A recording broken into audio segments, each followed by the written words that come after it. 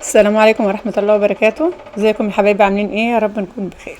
النهاردة ان شاء الله هنعمل مع بعض فراخ بلدي محشية بطريقة وطعم جميل ومميز وسهل.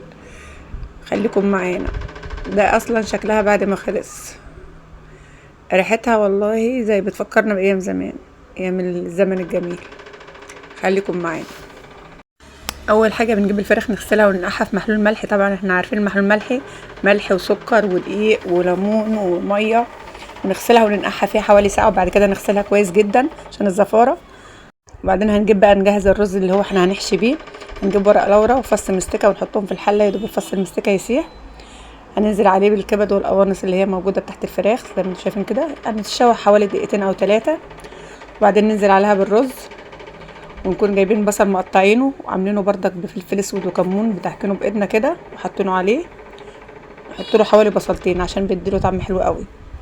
ونص معلقة بهارات اللي هي بهارات الفراخ، وربع معلقة فلفل اسود. لازم بردك الفلفل الاسود عشان يعني هو بيتحط عشان خاطر الفراخ والزفرة والحاجات اللي زي كده.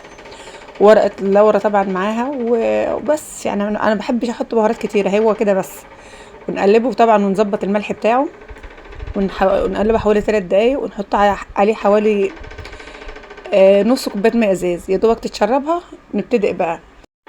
هنكون جايبين بصلة مقطعينها حوالي يعني قطع صغيرة جدا او فرمينها نص فرمة في الكبة، ونحط عليها فلفل اسود وكمون، وندعكها كويس جدا، ونتبل بيها الفرخة من جوه وتحت الجلد زي ما انتم شايفين كده. ايوه بالشكل ده في الاماكن اللي هنحشي فيها، وجوه الفرخة ومن عند الرقبة. ده بيديها نكهة حلوة قوي قوي قوي، هي والبط. يعني كل الحاجات اللي بتتحشي عموما، بط او فراخ او اي حاجة انت هتحشوها او حمام، انا بحب اتبله دايما قبل ما احشيه بالفلفل الاسود والكمون والبصل، من جوه ومن بره ومن كل حته، تحت الجلد وجوه الفرخه من جوه. بس الكلام ده بعد ما تتغسل وتتنقع كويس جدا بالشكل ده. حتى لو ما حشيتهاش بتبقى طعمها مميز وجميل. ايوه زي ما انتم شايفين كده. لازم تحت الجلد بردك، بين الجلد واللحم. وبردك واحنا بنغسله لازم بردك ننضف بين الجلد واللحم، عشان يبقى الفراخ او البط او اي حاجه فيها من انواع الطيور تكون نظيفه وكويسه. وبعد كده هنبتدي بقى نجيب الرز اللي احنا عملناه شوحناه، وهنبتدي نحشي الفراخ من جوه. بس طبعا ما نكتمش الفرخه رز، عشان خاطر كده كده الرز هيزيد، يعني الحبه لما تستوي بتكبر بتزيد. ما يبقاش الرز مكتوم ويبقى ني، يعني يا دوب يكون الحاجه مهويه كده. ونحشي تحت الجلد، ونحشي من عند الرقب زي ما بنحشي الحمام بنفس الشكل ده. وبعدين هنقفلها بقى الرجول عشان خاطر الفرخه مش تفك. وبعد كده ننزل فيها بالشوربه المغليه. احنا حاطين فيها بوكيه جرنيه بقى البصل حطها في البصل والورق اللورا والحبهان ونص معلقه فلفل اسود وملح. وانا برضك ما بحبش احط اي نوع من الطيور بهارات غير الفلفل الاسود بس. هو ده يعني انا بسوي كده، فلفل اسود وملح وورق لورا وحبهان.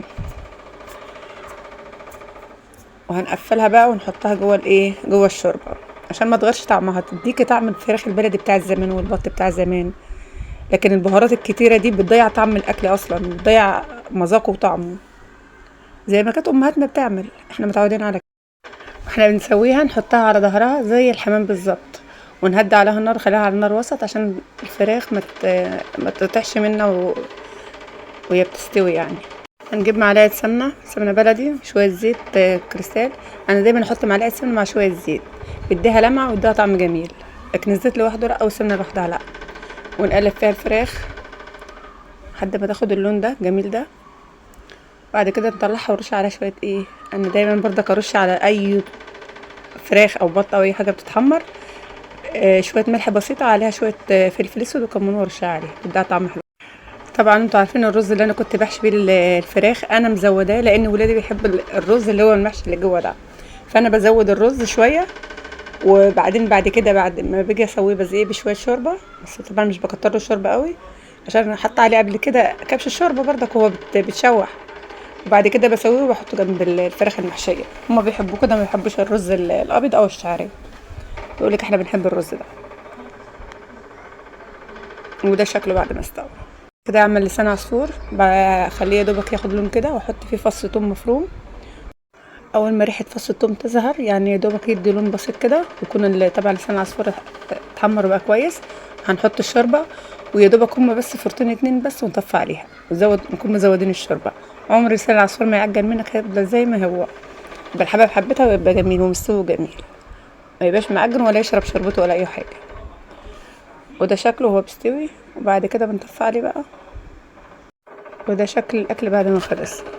على فكره انا كنت عامله ملوخيه، وبعد ما جهزتها وخلصتها جيت اغرفها، راحت الحله مدلوقه مني في الارض، فعشان كده ما عرضتهاش، المصداقيه يعني. وده شكل الاكل كله بعد ما خلص وجهز. بس والله الملوخيه كانت طالعه تحفه قوي، بس الحله وقعت من ايدي غصب عني وراحت دلقت يعني كده. بس برضك الاكل ده جميل، مش محتاج ملوخيه يعني، مشيناها كده زي الفل الحمد لله. بألف هنا وشفا، جربوا بقى وقولوا رايكم ايه. يلا مع السلامه.